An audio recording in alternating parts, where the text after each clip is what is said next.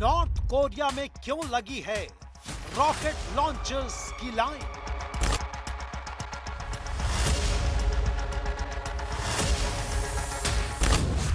Kim Jong Un rocket launcher वाले tank में बैठकर क्यों आए?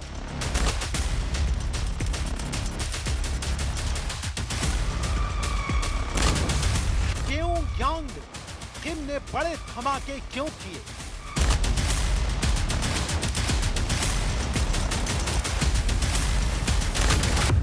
परमाणु परीक्षण का रिहर्सल क्यों कर रहे हैं Kim Jong Un?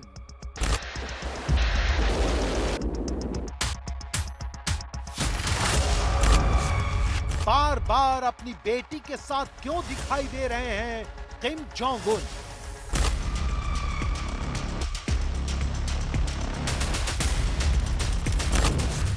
Kim Jong Un की बहन अब उनके साथ क्यों नहीं दिखती?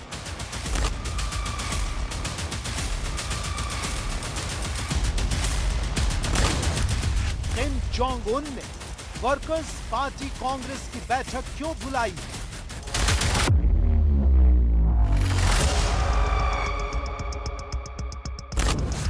क्या नॉर्थ कोरिया दुनिया को कोई बड़ी खबर देने वाला है?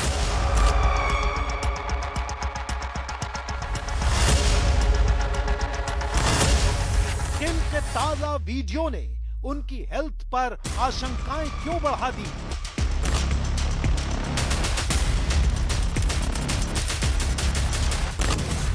किम जोंग के परिवार में क्या हो रहा है?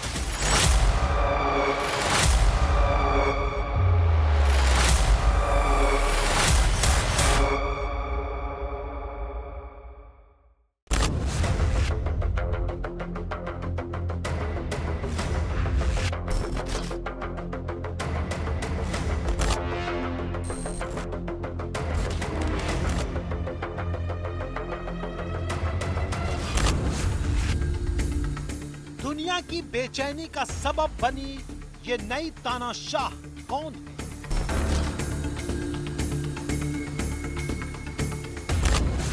इस सवाल का जवाब जानने के लिए आपको दुनिया के नक्शे पर ले चलते हैं। दुनिया के नक्शे पर चीन के नीचे, रूस के बगल में, जापान के ऊपर, प्रशांत महासागर में आधा घुसा हुआ एक देश है। नाम है नॉर्थ कोरिया। 1948 में देश बना। 78 साल से एक ही वंश का शासन है। नाम है किम वंश। पहले शासक का नाम है किम इल सुंग। दूसरे शासक हुए उनके बेटे किम जोंग इल।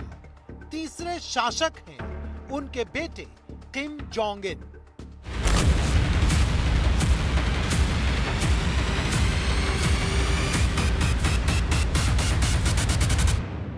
एक टोटलिटेरियन स्टेट है, वहाँ पे कोई ओपनिंग नहीं है। नॉर्थ कोरिया एक ऐसा कंट्री है जिसके बारे में आपको ओल्ड टाइम का कम्युनिस्ट रजीम, जिसको एक टोटलिटेरियन स्टेट है, वहाँ पे कोई ओपनिंग नहीं है, न्यूक्लियर पावर है और वो किसी भी जो भी सिग्निफिकेंट इंटरनेशनल रजीम है उसको फॉलो नहीं करता।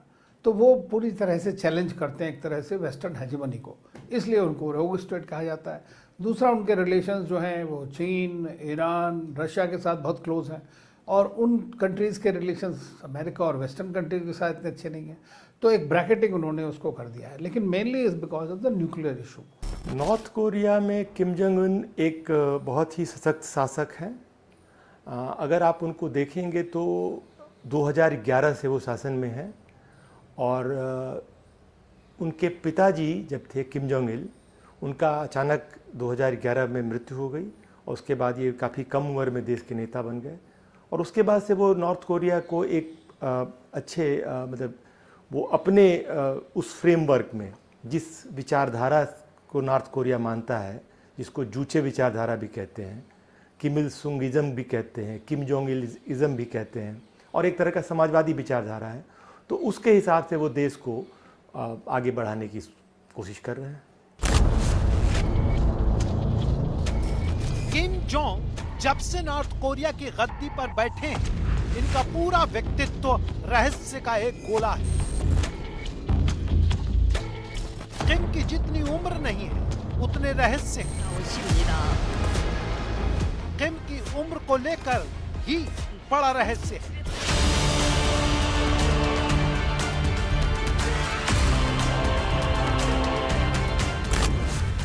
स्विट्जरलैंड के स्कूल में जहां किम जोंग उन ने शिक्षा ली, वहां उनके जन्म की तारीख 8 जनवरी 1984 है। नाम भी गुप्त था, पाक उन। नॉर्थ कोरिया के रिकॉर्ड में जन्म का साल 1982 है। साउथ कोरिया के दावे की माने तो 1983 है। मतलब किम जोंग उन की उम्र 42 से 44 के बीच में कुछ भी हो सकती है। प्योंगयांग में जन्मे किम जोंग उन वर्ष 2011 से उत्तर कोरिया के प्रमुख बने। देश की बागडोर संभालते हुए उन्हें 15 साल हो गए। नॉर्थ कोरिया की चर्चा दुनिया में तब होती है जबकि वो परमाणु बम की धमकी देता है,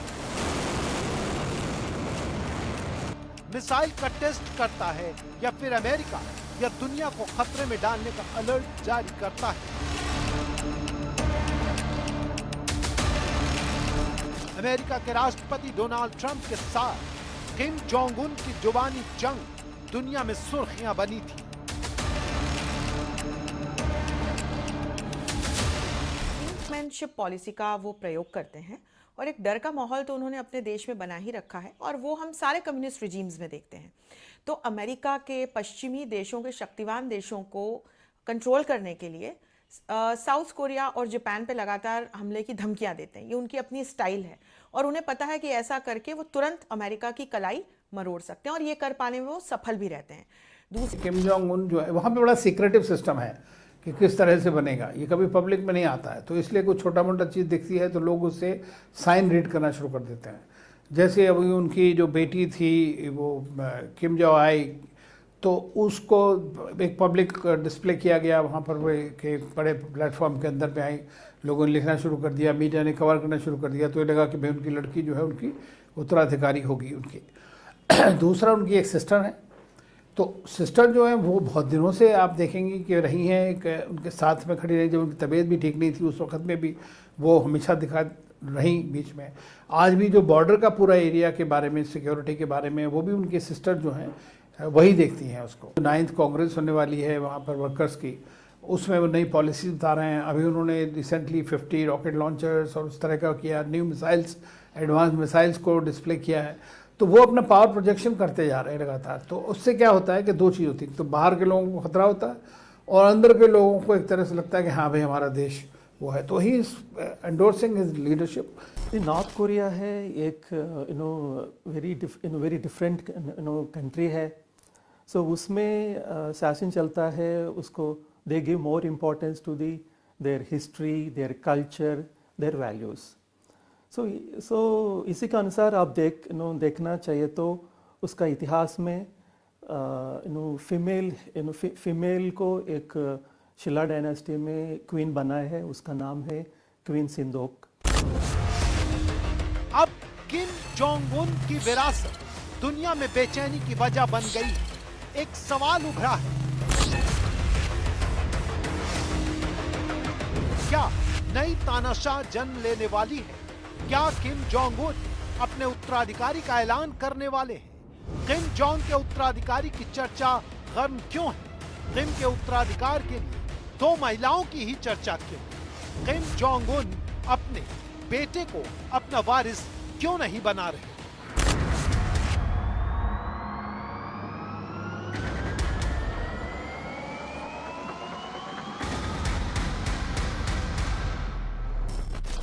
इन सवालों का जवाब जानने के लिए हमें उत्तर कोरिया के इतिहास में जाना होगा। 2008 का वर्ष, किम जोंग उन के पिता किम जोंग इल की तबीयत खराब होने की खबरें आने लगी। इसी के साथ किम जोंग उन की ट्रेनिंग शुरू होने की खबरें भी उड़ने लगी। पर्दे के पीछे उनके बढ़ते रसूख का चर्चा होने लगी। 2011 में किम जोंग उन को सुप्रीम कमांडर नियुक्त कर दिया। 2012 में पहली बार किम जोंग उन की सार्वजनिक मुंह दिखाई। अब आपको कुछ तस्वीरें दिखाते हैं जिसमें किम जोंग उन अपनी बेटी के साथ लगातार दिखाई दे रहे हैं। बेटी का नाम है किम जू ए, उम्र 13 साल।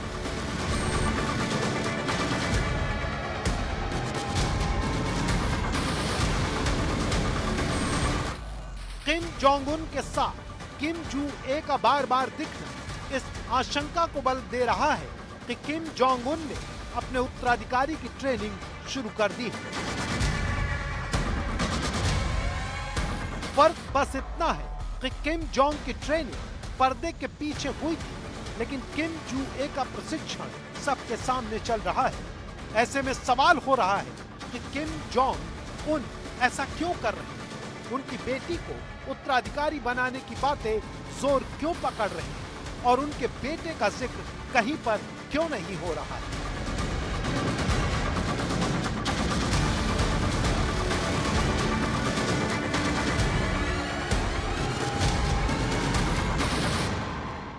किम इल संग जो पहले किम थे, वो देश के राष्ट्रपति थे और उन्होंने जो है वो 1980 से ही अपने पुत्र किम जोंग इल को नए नेता बनाने की घोषणा कर दी थी और तब से तैयारी शुरू हो गई थी। और जाके 1994 में जब उनका देहांत हुआ तो लगभग 14 साल एक तैयारी का समय मिला था। लेकिन ये तैयारी का समय किम जोंग इल से किम जोंग उन के समय में नहीं हो पाया।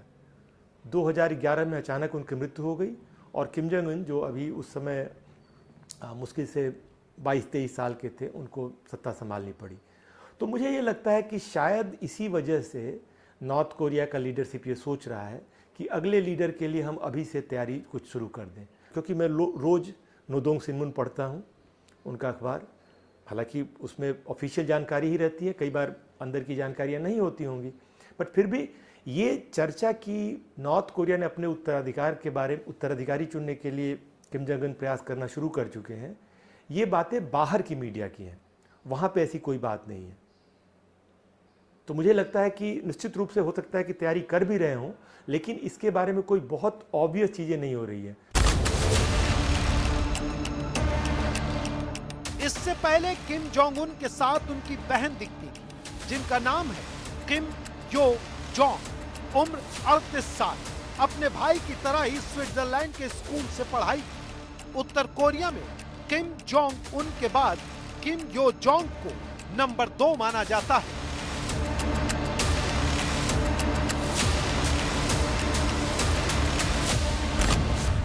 देश के प्रोपेगेंडा और इंफॉर्मेशन विभाग की कमान किम यो जोंग के हाथ में रहती है।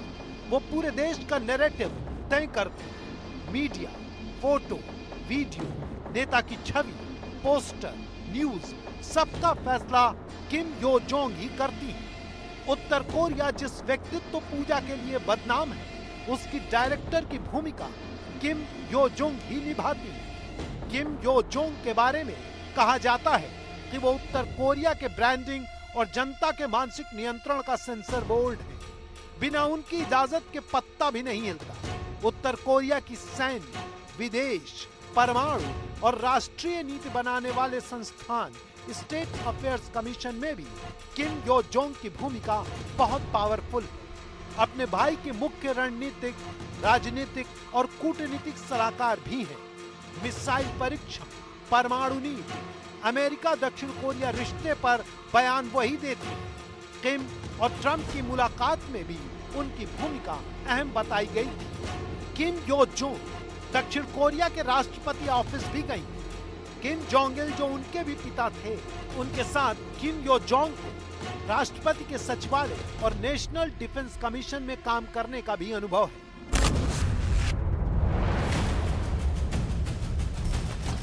ऐसी स्थिति में किम जोंग उन के बाद जो 2 नाम सामने हैं, उसमें बुआ और भतीजी के बीच मुकाबला बताया जा रहा है। आशंका ये भी है कि क्या बहन सत्ता के लिए अपने भाई के खिलाफ बगावत कर सकती है या फिर अपनी भतीजी की संरक्षक बनकर सत्ता को आगे बढ़ाएगी।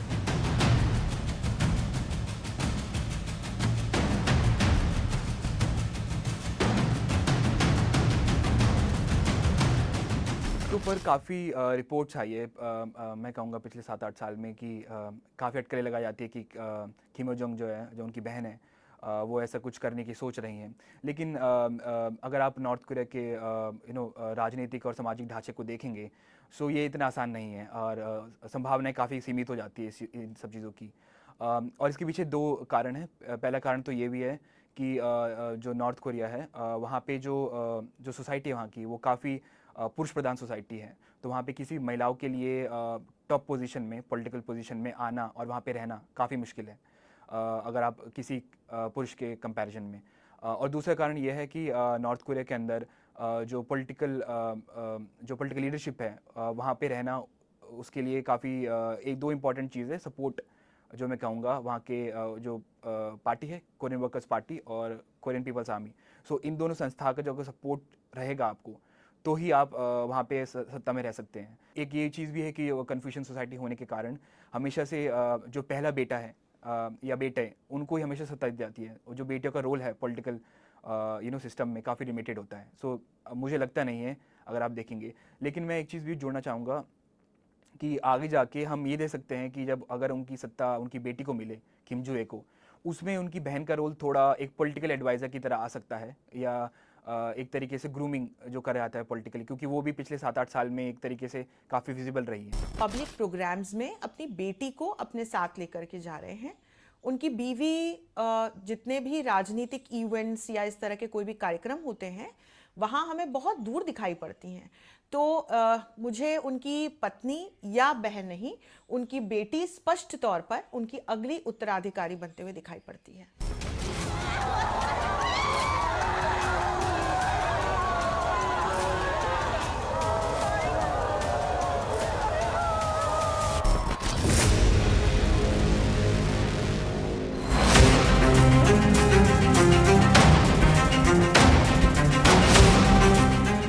जोंग उन और उनकी पत्नी री सोल जू के 3 बच्चे हैं, जिसमें सबसे बड़ा बेटा है, नाम कोई नहीं जानता और ना ही किसी ने चेहरा देखा। उम्र करीब 16 साल बताई जाती है। वो देश में हैं या कहीं बाहर, ये भी पता नहीं है। लेकिन कयास ये भी है कि किम जोंग उन सबका ध्यान भटकाकर अपने बेटे को भी उत्तराधिकारी बना सकते हैं। इस दावे के पीछे सबसे बड़ा कारण उत्तर कोरिया की पुरुषवादी सोच को बताया जाता है। जब किम जोंग उन ने सत्ता ली थी, तो कन्फ्यूशन ट्रेडिशन के अगर आप उसमें फॉलो करेंगे तो पहले बेटे को सत्ता दी जाती थी। लेकिन जो उनके पिताजी थे किम जोंग इल, उन्होंने अपने पहले बेटे को सत्ता न देके किम जोंग उनको दी थी, क्योंकि उनको लगा था वो नॉर्थ कोरिया की पॉलिटिकल स्टेबिलिटी के लिए या रिजीम सिक्योरिटी के लिए ज़्यादा सही रहेंगे। सो इसलिए मुझे लगता है कि उनको शायद से अपनी बेटी में वो सारे कैरेक्टरिस्टिक्स दिखते हैं एक तरीके के एक लीडर के तौर पे। इसलिए मैं मानता हूँ कि या तो उनका कोई बेटा है नहीं, और या अगर उनका कोई बेटा है भी तो वो उनको एक तरीके से पॉलिटिकल लीडर के तौर पे नहीं देखते आगे जाके।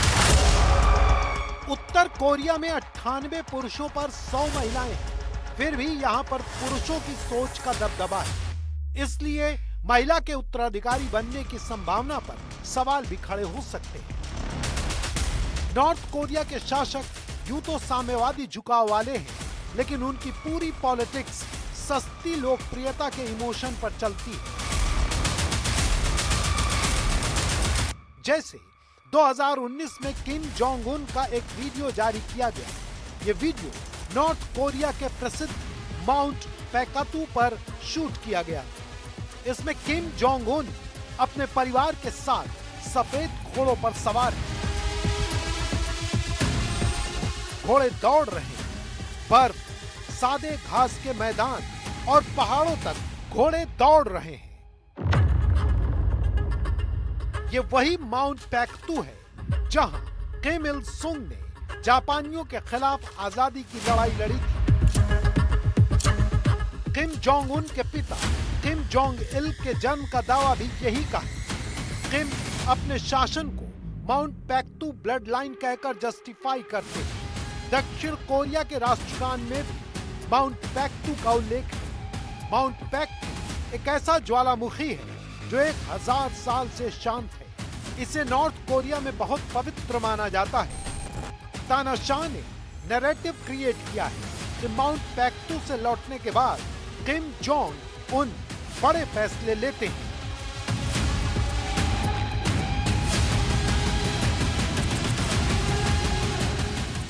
पर उनकी बेसिक पॉलिटिक्स फंडामेंटल तो यही है कि साउथ कोरिया को अपने साथ मिलाना है, ये तो बेसिक पॉलिटिक्स है। लेकिन उसके बाद भी बातचीत करते जा रहे हैं, वो जानते हैं कि फिजिकली पॉसिबल नहीं है।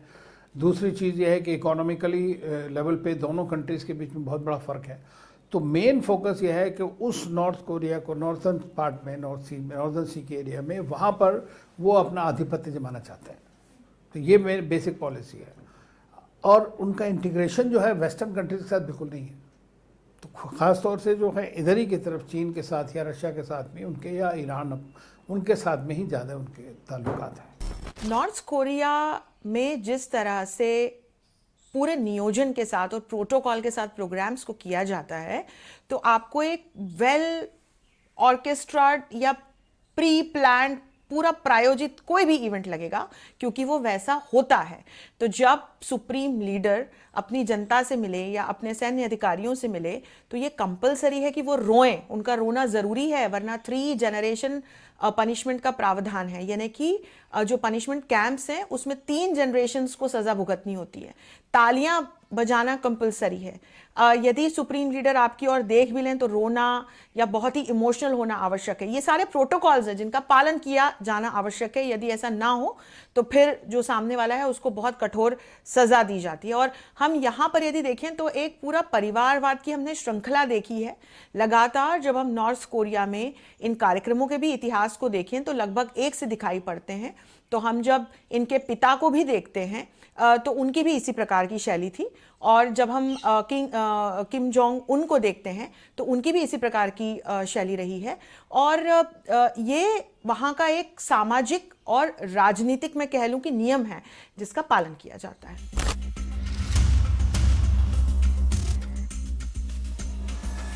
नॉर्थ कोरिया से बाहर आने वाली तस्वीरें बहुत व्यवस्थित होती हैं। ये वीडियो और फोटो ऐसे होते हैं जो वहां के बारे में प्रचलित जानकारी से मेल नहीं खाते।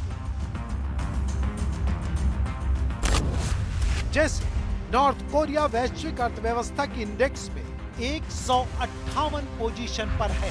उत्तर कोरिया में प्रति व्यक्ति जीडीपी मात्र $600, केवल 54.7% आबादी के पास बिजली है। जनसंख्या करीब 2 करोड़ 66 लाख है। इसमें से 42 से 45% आबादी श्रमिक है। फिर भी नॉर्थ कोरिया की सेना बहुत व्यवस्थित और संपन्न लगती है। यहाँ सार्वजनिक जगह पर दिखने वाले लोग बहुत अमीर और अच्छी जीवन शैली वाले दिखते हैं। किम जोंग उन के ऐसे वीडियो दिखते हैं जिसमें वो रंगारंग कार्यक्रमों का उद्घाटन करते दिखते हैं। वो लग्जरी रिसोर्ट का इनॉग्रेशन करते दिखते हैं। वो हर सुविधा की खुद जांच करते दिखते हैं। सड़क पर और दूसरी जगहों पर लोग किम को छूने, उनकी एक झलक पाने के लिए दीवाने दिखाए जाते हैं। जहां किम जोंग उन जाते हैं, एक बड़ी भीड़ उनके पीछे भागती दिखाई जाती है। वीडियो यहां तक व्यवस्थित होते हैं कि अगर किम जोंग उन रोए तो सब रोने लगते हैं, अगर हंसे तो लोग हंसने लगते हैं, वो ताली बजा दे तो सब ताली बजाने लगते हैं। ऐसे लगता है कि पूरे देश में उत्सव का माहौल है। सेना की तस्वीरें और वीडियो ऐसे दिखाए जाते हैं जैसे उत्तर कोरिया की सेना दुनिया की सबसे दमदार आर्मी है।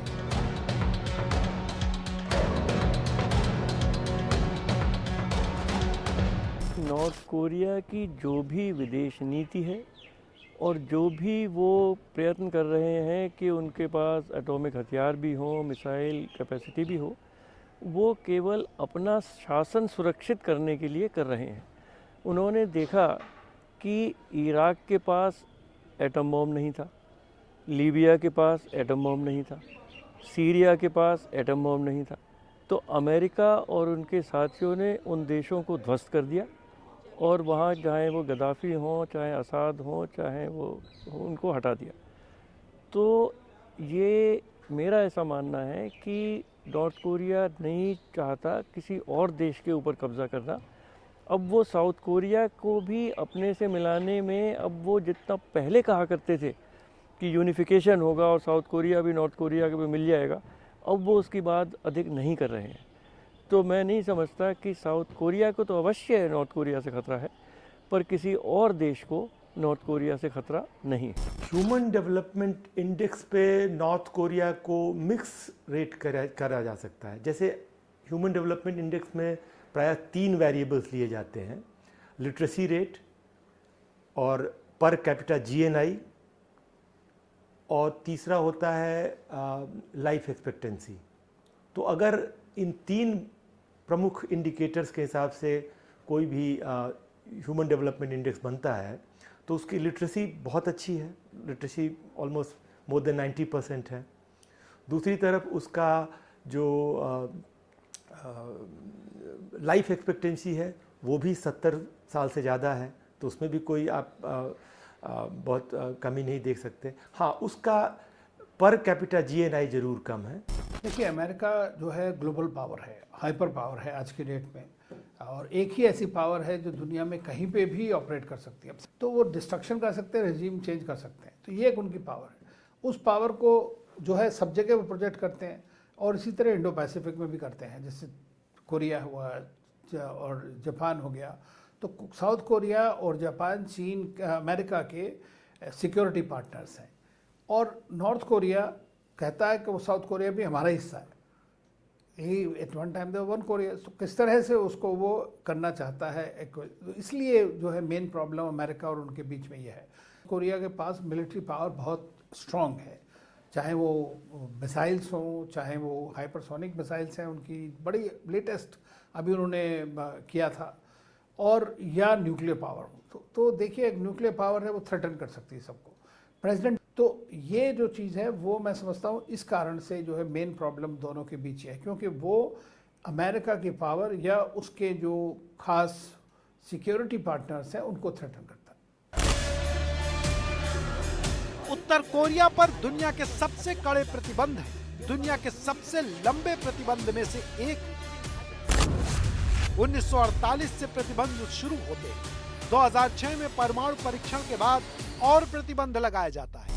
इसके बाद 2009, 2013, 2016, 2019 में एक के बाद एक परमाणु परीक्षण, मिसाइल परीक्षण और सैटेलाइट लॉन्च पर प्रतिबंध लगाए गए। इसमें संयुक्त राष्ट्र और अमेरिका के प्रतिबंध शामिल हैं। बैंकिंग लेन देन पर प्रतिबंध है, निर्यात और आयात पर प्रतिबंध है, हथियार और तकनीकी पर प्रतिबंध है। उत्तर कोरिया के लोग दुनिया के किसी देश में काम करने नहीं जा सकते, ऐसा भी प्रतिबंध है। फिर भी देश कैसे इतने उन्नत और खतरनाक हथियारों को विकसित करता है, उनका परीक्षण करता है।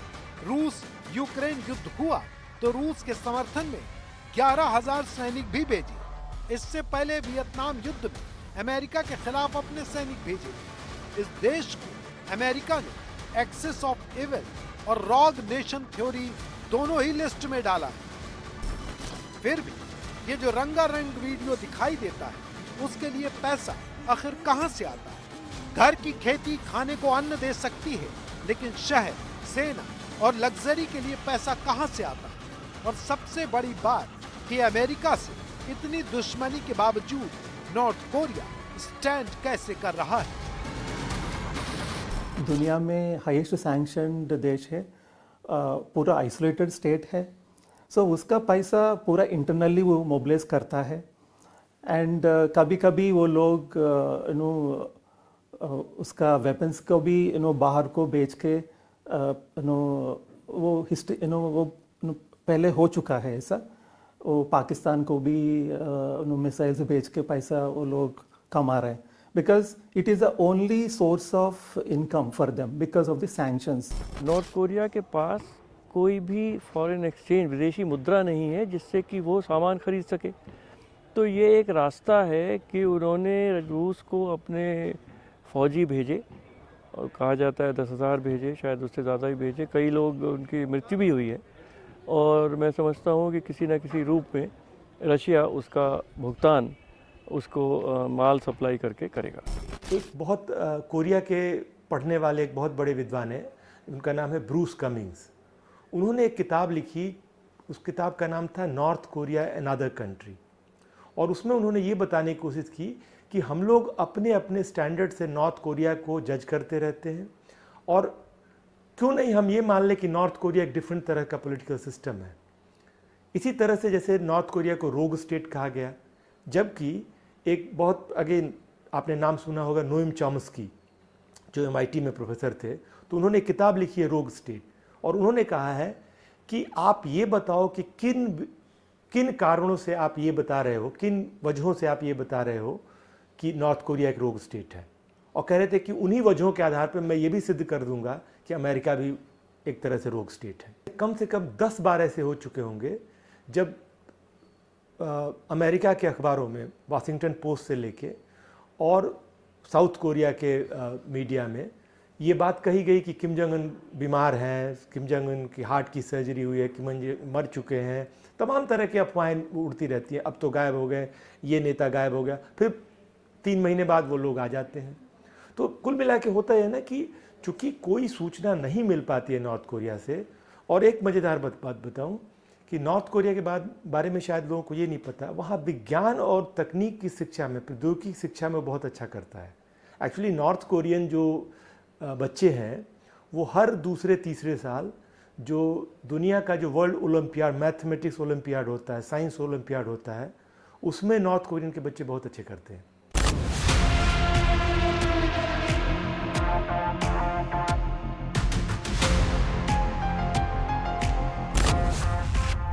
वर्ष 2019 में अमेरिका के राष्ट्रपति डोनाल्ड ट्रंप के साथ किम जोंग उन की मुलाकात का यह वीडियो ऐतिहासिक कहा जाता है। उत्तर और दक्षिण कोरिया की सीमा पर बने सैन्य जोन में दोनों की मुलाकात हुई। Thank you very much, everybody. Thank you. Thank you very much. इससे पहले सिंगापुर और हनोई में भी दोनों की मीटिंग हुई, लेकिन इनके रिश्ते सामान्य नहीं, प्रतिबंध नहीं है। नॉर्थ कोरिया ने अमेरिका विरोधी रूस और चीन के साथ अपना नेटवर्क क्रिएट किया। वैचारिक और सामरिक रूप से वो एक लाइन पर आए। चीन और रूस नॉर्थ कोरिया के लिए लाइफलाइन बन गए। इन दोनों देशों के लिए नॉर्थ कोरिया एक ऐसा वेपन है जिसका इस्तेमाल अमेरिका के तेवर नरम रखने के लिए करते हैं।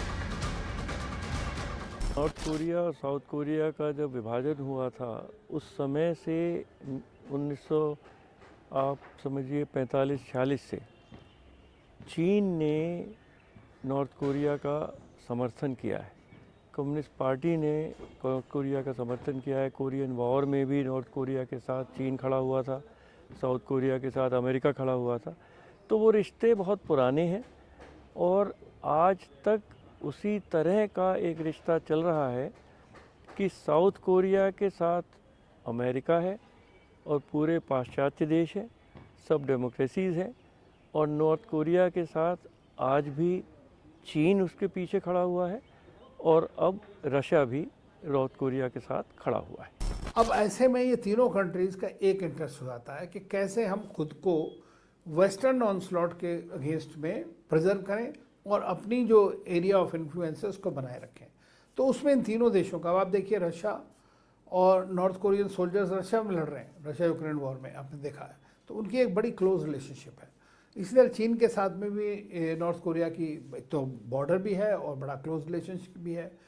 तो मैं समझता हूँ कि इस सब की वजह से जो है ये डायनामिक प्ले आउट करती है। नॉर्थ कोरिया का पहले से ही एक TT अलायंसेस चाइना के साथ जो 1960 में साइन हुआ था, और रशिया के साथ हाल ही में उन्होंने 2 साल पहले साइन किया था जब पुतिन प्योंगयांग गए थे।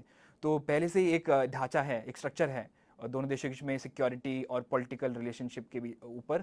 सो अगर तीनों देश चाहें कल इस रिलेशनशिप को एक अलायंस के तौर पे संगठित करने के लिए या एक पॉलिटिकल अलायंस बनाने के लिए जो एक सिक्योरिटी अलायंस के में भी ट्रांसफ़र हो सके, तो इसकी संभावना काफ़ी ज़्यादा है। किम जोंग उन के उत्तराधिकारी का महत्व क्यों है, ये समझाने के लिए हम आपको कोरिया के शासन और समाज की कुछ बातें बताते हैं। किम जोंग उन खुद को दैवीय अवतार बताते हैं। उनका दावा है कि वो मौसम को कंट्रोल कर सकते हैं। इसे सच साबित करने के लिए वो ऑटोबायोग्राफी में लिखते हैं कि उनका जन्म डबल रेनबो के नीचे हुआ है और इस जन्म से आसमान में एक नया सितारा पैदा हुआ। 1997 में उत्तर कोरिया में एक नया कैलेंडर लागू हुआ, इसे जूचे कैलेंडर कहते हैं। इसमें नॉर्थ कोरिया के संस्थापक किम इल सुंग के जन्म वर्ष 1912 से वक्त की गणना होती है। इसकी वजह से अभी नॉर्थ कोरिया में 114वां वर्ष ही चल रहा है, जबकि दुनिया भर के मान ग्रेगोरियन कैलेंडर के मुताबिक 2026 है।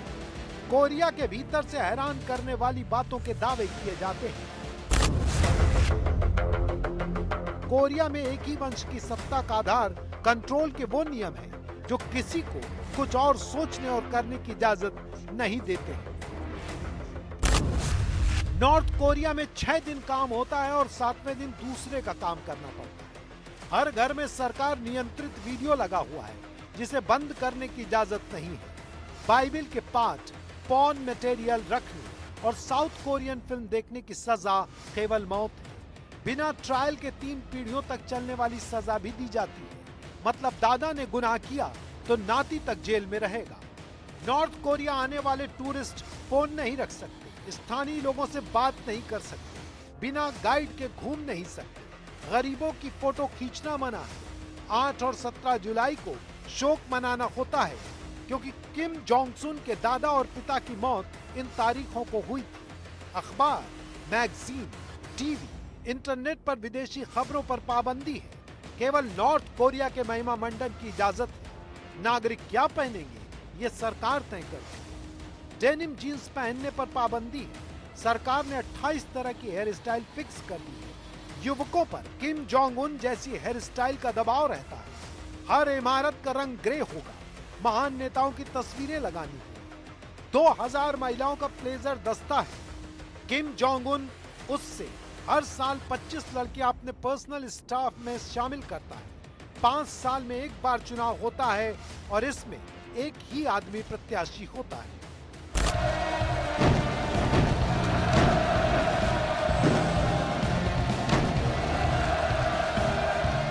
ये भी कहना चाहूँगा कि जो एक अलग पहलू भी है इसका कि अगर आप किसी एक इंसान से पूछेंगे जो नॉर्थ कोरिया में पला बड़ा है दशकों से, वहाँ के जो वहाँ के इंडोक्ट्रिनेशन से गुजरा है, जिस तरीके से उनको पढ़ाया जाता है कि अमेरिका आप पे अटैक करने की कोशिश कर रहा है सालों से, दक्षिण कोरिया आपको कब्जा करना चाहता है आपके देश के ऊपर। सो उन लोगों के लिए किम जोंग उन एक अलग तरीके से नेता उभरते हैं क्योंकि उनको लगता है कि किम जोंग उन देश की संप्रभुता और सुरक्षा के लिए काम कर रहे हैं। तो उन लोगों के लिए जो नॉर्थ कोरिया में पले बड़े हैं, इंडोक्ट्रिनेशन से गुजर रहे हैं, उनके लिए वो एक नेशनलिस्ट लीडर की तरह उभरते हैं। बट हाँ, अगर हम लोगों के लिए जो बाहर से हम देखते हैं, कंपेयर करते हैं हम अपनी लोकतांत्रिक ढांचे को वहाँ के पॉलिटिकल सिस्टम से, तो हम लोगों के लिए एक तरीके डिक्टेटर की नज़रिए से उभरते हैं। वे एक डिक्टेटर तो हैं ही, और जिस तरह से माओ ने या स्टालिन ने या पोल पॉट ने किया कि सर्वोच्च नेता बनने के बाद एक डिविनिटी का फर्स्ट एंड फॉरमोस्ट ऑरा पहना, और दुश्मनों को तो छोड़िए, जो अपने आसपास के या जो अपने बेस्ट फ्रेंड्स भी थे, सबसे पहले उन्होंने उन्हीं को साफ किया। और यही किम जोंग उन ने भी किया जब से उन्होंने सत्ता संभाली है नॉर्थ कोरिया की। और यदि हम देखें तो वहाँ जिस प्रकार की के सामाजिक स्थितियों को उन्होंने बना रखा है, हर चीज़ के नियम कायदे हैं, तो समाज में ना एक डर का माहौल रहता है। और इसके अलावा अपने शत्रुओं को एलिमिनेट करने के लिए किम जोंग उन जाने जाते हैं।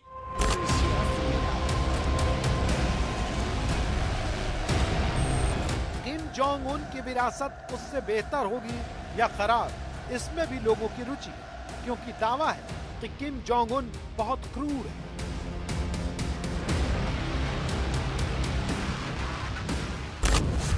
मीटिंग में जनरल को झपकी आई तो मरवा दी। मलेशिया एयरपोर्ट पर अपने भाई की हत्या करवाने का आरोप। अपने फूफा को 120 शिकारी कुत्तों के सामने फेंक। बुआ को जहर देकर मार डालने का दावा है। अपने एक जनरल को खूंखार पिराना मछली के तालाब में फेंकवाने का दावा है। एक जनरल को फांसी पर लटका दिया। राष्ट्रीय शोक में न रोने वालों को गोली मरवाई। सत्ता संभालने के 6 वर्ष के भीतर 340 हत्याओं का आरोप। 1,20,000 राजनीतिक विरोधियों को जेल में बंद कर रखा है, ऐसा भी दावा किया जा रहा है। दावा है कि फरवरी 2019 में अमेरिका के साथ वार्ता विफल होने पर 5 सरकारी कर्मचारियों को गोली मरवा दी।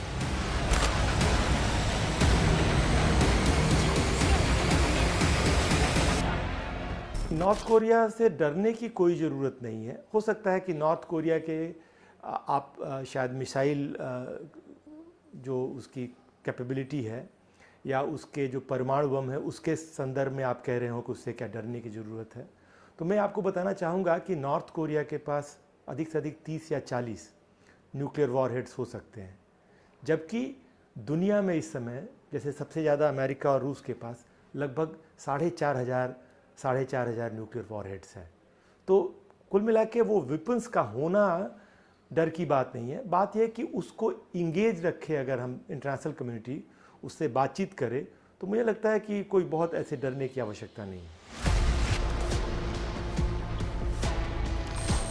अमेरिका और साउथ कोरिया की खुफिया एजेंसियों का दावा है कि किम जोंग उन बहुत ज्यादा शराब और सिगरेट पीते हैं। वजन 140 किलोग्राम है। शुगर, बीपी और हार्ट की बीमारी का खतरा है।